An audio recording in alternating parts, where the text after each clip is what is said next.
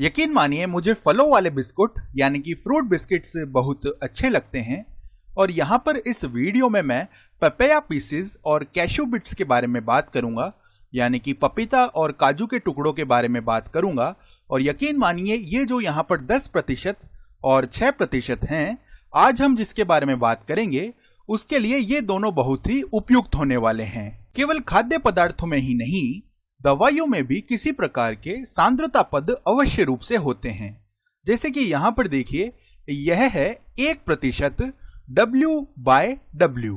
तो इस वीडियो में हम इसी पर ध्यान केंद्रित करेंगे, यानी कि सांद्रता पदों और विभिन्न प्रकार के विलयनों के बारे में हम बात करेंगे। अब चलिए यहाँ पर इस टमाटर सॉस का उदाहरण ले लेते हैं।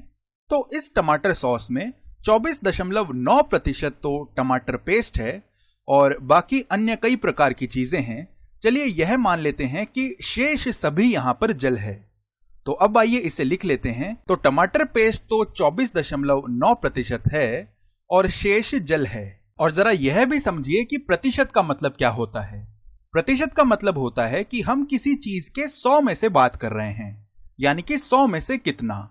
और अब यदि हम यहाँ पर 100 ग्राम विलयन ले रहे हैं और ये सभी विलयन किस प्रकार के हैं, ये सभी विलयन समांगी विलयन यानी कि होमोजीनियस सॉल्यूशंस हैं। तो हमारे पास यहाँ पर 24.9 ग्राम तो टमाटर का पेस्ट है और शेष जो सब कुछ बचा हुआ है वह कितना होगा, 100 माइनस 24.9 ग्राम यानी कि 75.1 ग्राम।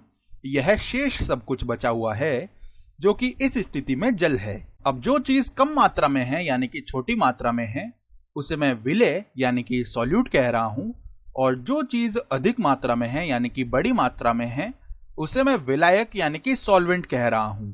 और अभी हमारे लिए ये परिभाषा ही काफी है। और अभी के लिए हमारे पास 2 द्रव हैं, तो यह एक प्रकार का विलयन है।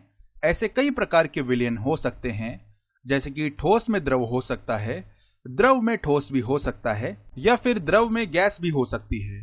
तो ऐसे विभिन्न प्रकार के विलयनों के संयोजन हो सकते हैं। तो अब इस विलयन में विलेय है और विलायक है, लेकिन आखिरकार इस 24.9% का अर्थ क्या होता है।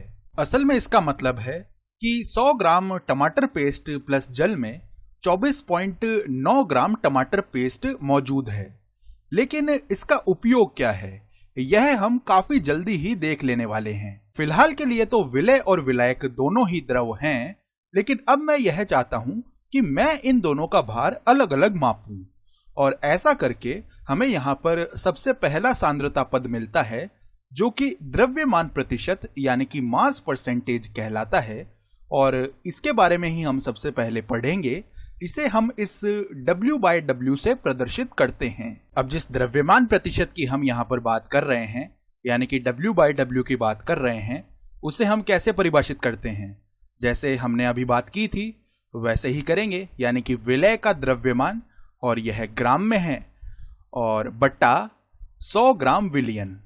और यह भी बता दूं कि यहाँ पर इन रंगों का भी बहुत महत्व है। अब आपके दिमाग में यह आ सकता है कि हमारे पास हर समय 100 ग्राम विलयन तो होगा नहीं, क्या हो यदि हमारे पास 5 ग्राम विलेय हो 17 ग्राम विलयन में, उस स्थिति में क्या होगा। इसका मतलब है कि हमारे पास एक सूत्र होना चाहिए जो कि हमें उस गणना के लिए भी द्रव्यमान प्रतिशत का मान बता दे। आइए एक उदाहरण लेते हैं। मान लीजिए हमारे पास यहाँ पर 10 ग्राम शर्करा यानी कि शुगर है और इसे हमने 25 ग्राम जल में घोल दिया है। हमने इन दोनों का भार अलग अलग मापा है और उसके बाद इन दोनों को आपस में घोल दिया है। तो यहाँ पर द्रव्यमान प्रतिशत क्या होगा। अब सबसे सामान्य चीज जो हम यहाँ पर कर सकते हैं वह यह है कि हम यह पता करें 1 ग्राम विलयन में विलेय का द्रव्यमान कितना है। तो यह हम कैसे पता लगाएंगे। तो यह पता करने के लिए हम यहाँ पर लिख सकते हैं 10/25 + 10, क्योंकि यह तो पूरा विलयन बन जाने वाला है और यह जो ऊपर लिखा हुआ है यह विलेय के लिए है। तो यह हमें 1 ग्राम विलयन में विलेय का द्रव्यमान दे देगा। लेकिन यदि हमें 100 ग्राम में पता करना हो तो उसके लिए हम क्या करेंगे। तो 100 ग्राम में पता करने के लिए यह जो हमने भाग लिखा है यानी कि 1 ग्राम विलयन में विलेय का जो द्रव्यमान है, इसे बस हम 100 से गुणा कर देंगे। आपने बिल्कुल सही समझा, यह इतना ही सरल है। अब जो परिभाषा मैं आपको बता रहा हूं उपयोग में लेने के लिए वह ज्यादा मानक होगी। तकनीकी रूप से आप इस परिभाषा का उपयोग भी कर सकते हैं जिसकी बात हमने अभी अभी की है, लेकिन ज्यादातर पाठ्य पुस्तकों में आपको यह परिभाषा देखने को मिलेगी। द्रव्यमान प्रतिशत होता है विलेय का द्रव्यमान ग्राम में बटा विलयन का द्रव्यमान ग्राम में गुणा 100। और अभी अभी हमने देखा है कि यह परिभाषा कैसे आती है। तो इस तरह हमने हमारे कमाल के सांद्रता पद द्रव्यमान प्रतिशत के बारे में बात कर ली है और इसके उपयोग से हम दवाइयां बना सकते हैं, सॉस भी बना सकते हैं और हाँ, फलों वाले बिस्कुट भी बना सकते हैं। लेकिन यहां पर एक बात का ध्यान दीजिए, ये विलेय और विलायक दोनों ही द्रव थे। इसका मतलब है कि क्या यहां पर हमें एक और सांद्रता पद मिल सकता है? बिल्कुल मिल सकता है। एक और सांद्रता पद होता है आयतन प्रतिशत, और इसे हम कैसे प्रदर्शित करते हैं? देखिए, आयतन प्रतिशत को हम कुछ इस प्रकार से प्रदर्शित कर सकते हैं कि विलेय का आयतन वह भी ml में बटा 100 ml विलयन, या ऐसे कह सकते हैं कि 100 ml विलयन में घुला हुआ विलेय का आयतन। अब सवाल यह उठता है कि क्या यहां पर सूत्र में परिवर्तन होगा? तो मैं आपको बता दूं कि यहां पर केवल अंश यानी कि न्यूमरेटर और हर यानी कि डिनोमिनेटर में जो इकाइयां हैं वे ही परिवर्तित होंगी, बाकी कुछ भी यहां पर परिवर्तित नहीं होने वाला है। आइए इसके बारे में बात करते हैं। यदि हमारे पास यहां पर 15% V/V विलयन है तो इसका मतलब क्या होगा? देखिए, यहां पर रसायन विज्ञान के रूप में एक बड़ा अंतर यह है कि हम 15 ml तो विलेय लेते हैं और उसके बाद हम इसमें जल मिलाएंगे। अब आप यह सोच रहे होंगे कि जल मिलाने से आशय क्या है? यहां पर कुल आयतन तो 100 ml होना चाहिए। आपकी बात बिल्कुल सही है। तो हम यहां पर देखिए यही कर रहे हैं। मैं ऐसा नहीं कह रहा हूं कि हम यहां पर 85 ml मिला रहे हैं जल को, हालांकि बात तो वही है, जो कुल आयतन है वह 100 ml ही रहने वाला है। लेकिन जब हम इस विलयन का निर्माण करेंगे तो हमारे पास यहाँ पर एक शंक्वाकार फ्लास्क होगा, यानी कि कॉनिकल फ्लास्क होगा, और हमें यहाँ पर इसे इस स्तर तक लाना होगा, यानी कि उचित स्तर तक लाना होगा।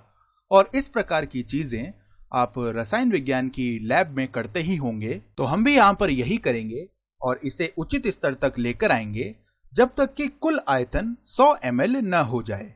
तो यही अंतर होता है चीजों को वास्तव में करने का। परिभाषा रूप में तो अभी भी वही परिणाम है, विलेय का आयतन ml में बटा विलयन का आयतन ml में गुणा 100। तो आपने यह देखा होगा कि केवल जो इकाइयां हैं वे ही परिवर्तित हो रही हैं। हम यहाँ पर विलेय का आयतन ml में ले रहे हैं, विलयन का आयतन ml में ले रहे हैं और गुणा यहाँ पर 100 है। तो इस प्रकार से हमने इन दो सांद्रता पदों के बारे में जान लिया है। तो क्या अब हमारा काम खत्म हो गया है? बिल्कुल नहीं। अब चलिए हम चीजों को थोड़ा संयोजित कर लेते हैं। तो अब हम एक सांद्रता पद द्रव्यमान आयतन प्रतिशत के बारे में बात करेंगे और इसे हम W/V से प्रदर्शित करते हैं। रसायन विज्ञान में हम द्रव्यमान और भार को एक ही मानते हैं। तो यदि आप यह सोच रहे हैं कि यह W कहां से आ रहा है, तो W का अर्थ है वेट, यानी कि भार। हालांकि मैं समझ सकता हूं कि भौतिक विज्ञान में द्रव्यमान व भार दोनों काफी अलग अलग होते हैं, लेकिन रसायन विज्ञान में हम इनको एक तरीके से समान ही मान सकते हैं। तो देखिए, इसे हम कुछ इस प्रकार परिभाषित कर सकते हैं कि विलेय का द्रव्यमान ग्राम में बटा विलयन का आयतन ml में और गुणा 100, या इसे हम कुछ ऐसे भी कह सकते हैं कि 100 ml विलयन में विलेय का द्रव्यमान कितना है। अब जरा यह सोचिए कि यह उपयोगी कहां पर होता है।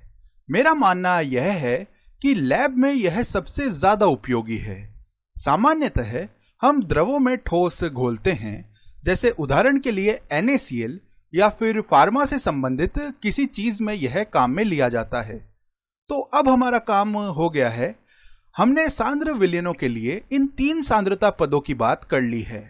अब आपको मैं एक अतिरिक्त जानकारी दे देता हूं कि जब भी हम मिश्रण में आयतन की बात कर रहे होंगे तो यह आयतन तापमान यानी कि टेम्परेचर के साथ परिवर्तित होता है।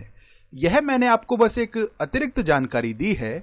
यदि कभी ऐसी स्थिति आ जाए कि हम चाहें कि चीजें तापमान के साथ परिवर्तित ना हो, तो उस स्थिति में हम W/W पद का उपयोग करेंगे। तो हमारा काम हो गया है और अब आप इन विषयों से संबंधित कुछ प्रश्नों का अभ्यास अभी के अभी कर सकते हैं।